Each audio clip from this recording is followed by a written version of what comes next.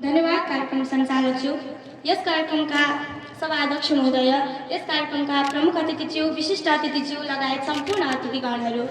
यस कार्यक्रममा राजहाँसले दूध र पानी छुट्याए जसरी निष्पक्ष निर्णय छुट्याउन उपस्थित हुनुभएका आदरणीय निष्पक्ष निर्णायक मण्डलज्यूहरू, यहाँ उपस्थित विभिन्न विद्यालय एवं गुरुकुलमबाट पाल्नुभएका गुरुवर्ग, प्रतिस्पर्धी एवं अप्रतिस्पर्धी मित्रहरू, यहाँ उपस्थित विभिन्न स्थानबाट पाल्नुभएका अभ्यागतहरू सम्पूर्णमा स्वीकार्नुहोस् मेरो न्यानो अभिवादन।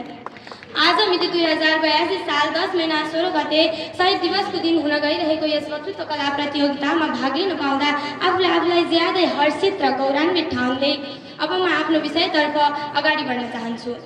म आज यहाँ मेरो सपना समुन्नत नेपाल भन्ने शीर्षकमा आफ्ना केही विचारहरू राख्न उभिएकी छु।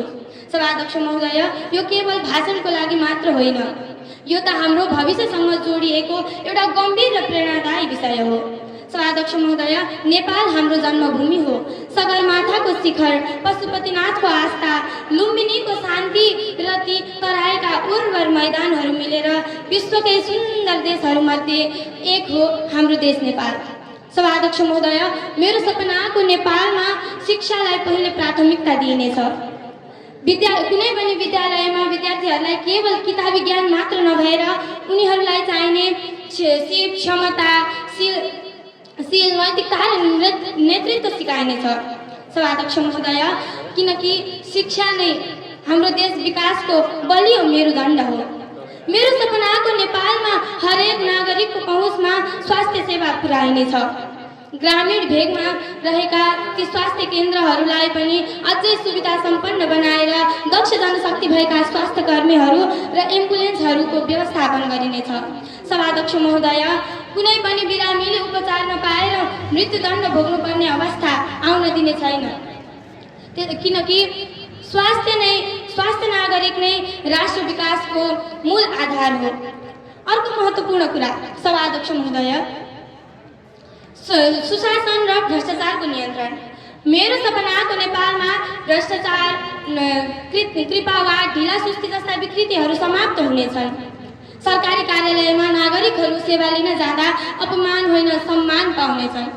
सभाध्यक्ष महोदय, नेपालमा केही हुँदैन भन्ने सोच हटेर नेपालमा नै सम्भव छ सबै कुरा भन्ने सोच राखेर अघि बढ्नेछन् नेपाली नागरिकहरू।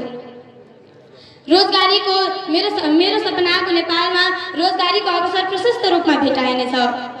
आजभोलि हाम्रा नेपाली नागरिकहरू रोजगारीको खोजीमा विदेशिएको हामीले देखिरहेका छौँ, तर मेरो सपनाको नेपालमा नागरिकहरू विदेश जानु बाध्यता होइन विकल्प मात्र रहनेछ। सभाध्यक्ष महोदय, मेरो सपनाको नेपाल स्वच्छ, हरियाली र पर्यावरण मैत्री हुनेछ। फोहोरहरूको व्यवस्थापन व्यवस्थित हुनेछ। प्लास्टिक जन्य प्रदूषणहरू घटाइनेछ। सहरहरू धुलो र धुवाले होइन, सफा सडक, हरियाली पार्क र वातावरण, संरक्षित वातावरणले चिनिनेछ। सभाध्यक्ष महोदय, मेरो सपनाको नेपाल कृषिमा आत्मनिर्भर हुनेछ। खेतबारीहरू बाँझो हुने छैनन्। खेतबारीहरू सबै आधुनिक कृषि प्रविधिका कारण अझै उत्पादित हुनेछन्। कृषकहरूलाई सम्मानित र आत्मनिर्भर बनाएर उनीहरूलाई चाहिने उचित मूल्य, मल, बिउ र सिँचाइ गर्ने र बजारको समेत व्यवस्था गरिनेछ। त्यसैले उपस्थित महानुभावहरू, समुन्नत नेपाल केवल सपना मात्र होइन, यो हाम्रो जिम्मेवारी हो। सभाध्यक्ष महोदय, त्यसैले म अन्त्यमा के भन्न चाहन्छु भने जहाँ शिक्षा, स्वास्थ्य, रोजगारी र अवसरको समान व्यवहार छ त्यो मेरो सपनाको समुन्नत नेपाल हो। त्यसैले आज म यहाँबाट नै के प्रतिज्ञा गर्न चाहन्छु भने हामीले देशलाई माया गर्नुपर्छ, देशलाई बलियो बनाउनुपर्छ, समुन्नत बनाउनुपर्छ र देशमा नै केही गर्नुपर्छ। यति भन्दै मेरा भनाइहरू यहीँ अन्त्य गर्दछु। हस्त, धन्यवाद।